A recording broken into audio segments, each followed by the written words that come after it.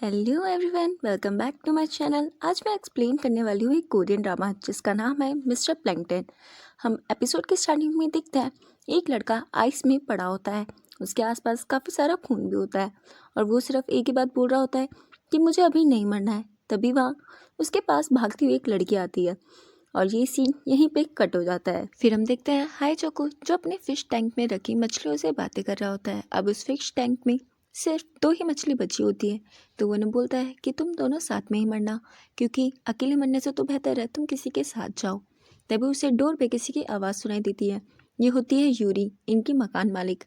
तभी वो इसके रूममेट गीहो के साथ में अंदर आ जाती है। वो गीहो को बोलती है कि या तो तुम अपने दोस्त को मेरे साथ मेरे कमरे में सोने भेज देना, वरना मेरा बचा हुआ जितना भी किराया है वो सब मुझे लौटा देना।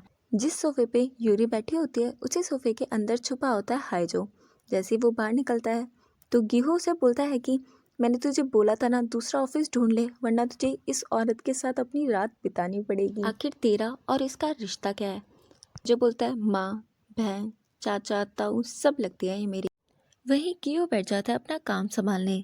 अब ये दोनों करते हैं इलीगल काम, जैसे किसी को किडनैप करना हुआ। पर ये लोग कभी भी किसी को मारते नहीं है। तभी इन लोगों की वेबसाइट पे काफ़ी सारे क्लाइंट्स के मैसेजेस आए होते हैं, जिसमें से एक मैसेज होता है 9 साल की बच्ची का, जो बोलती है कि मेरा भाई घर छोड़ के भाग गया है, प्लीज़ उसे ढूंढ के लाओ। अब ये ऑफर केहो को तो काफ़ी अच्छा लगता है, मगर हाइजो बोलता है कि जो पेरेंट्स अपने बच्चों को खो देते हैं ये उनकी रिस्पॉन्सिबिलिटी बनती है अपने बच्चों को ढूंढने। अगर कोई बच्चा अपना घर खुद से छोड़ के जाए तो हमें उसके डिसीजन की रिस्पेक्ट करनी चाहिए।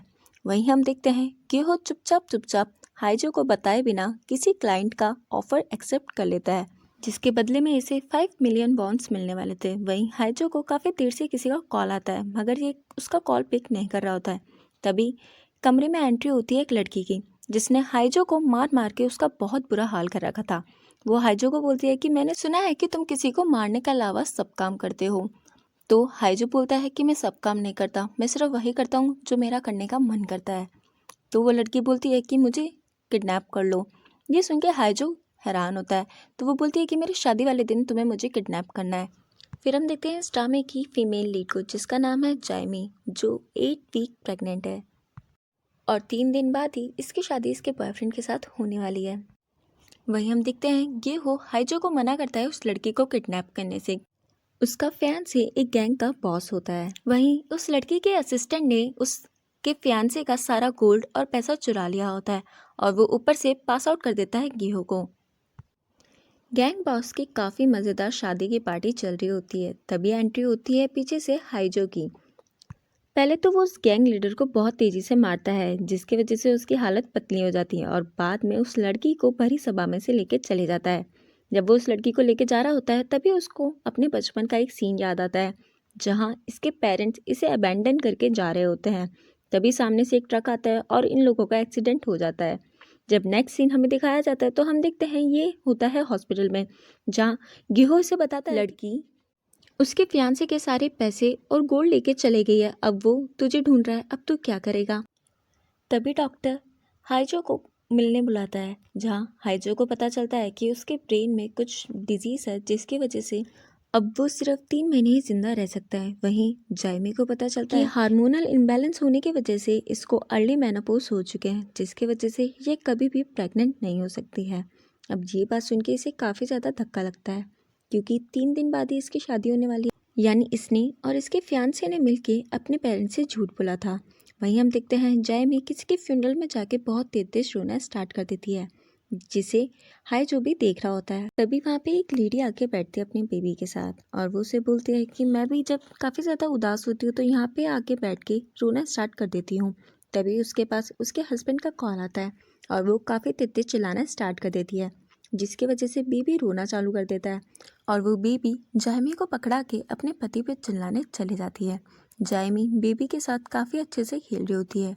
जब वो लड़की वापस आती है तो वो बताती है मुझे ट्विंस और मुझे समझ नहीं आ रहा कि मैं इतने सारे बच्चे हैंडल कैसे करूँगी। तो जाइमी बोलती है कि मुझे आपसे जेलसी हो रही है, क्या आप अपना एक बच्चा मुझे दे सकते हो। ये सुन के वो लेडी भी घबरा जाती है और अपना बच्चा उससे वापस मांगती है, मगर जाइमी उसे उस बच्चे को लौटाने से मना कर देती है। वो लेडी अपने बच्चे को खींचती है और वहाँ से चली जाती है। मगर जैमी वहीं पे बैठ के काफ़ी तेज रोना स्टार्ट कर देती है कि मुझे भी बेबी चाहिए, मैं एक अच्छी मॉम बनना चाहती हूँ। जब वो वहाँ से निकलती है तो बाहर बहुत तेज़ बारिश हो रही होती है और उसके पास में छाता भी नहीं होता। तभी पीछे से मिस्टर प्लैंकटन आते हैं और अपना छाता उसे पकड़ा देते हैं।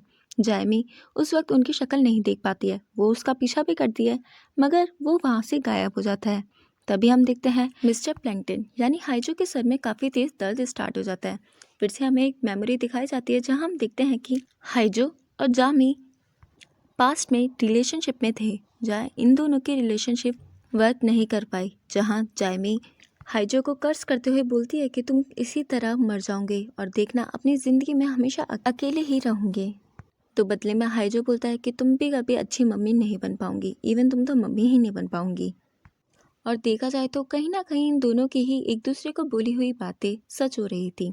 वहीं हम देखते हैं जायमे की सासू माँ को, जो बहुत ही ज़्यादा स्ट्रिक्ट होती है और वो बोलती हैं कि मुझे तुम्हारी फेक प्रेगनेंसी के बारे में सब पता चल गया है, मैं तुम्हें अभी तक सिर्फ मेरे बेटे की वजह से झेल रही थी, अब तुम्हें मुझसे कोई भी नहीं बचा पाएगा।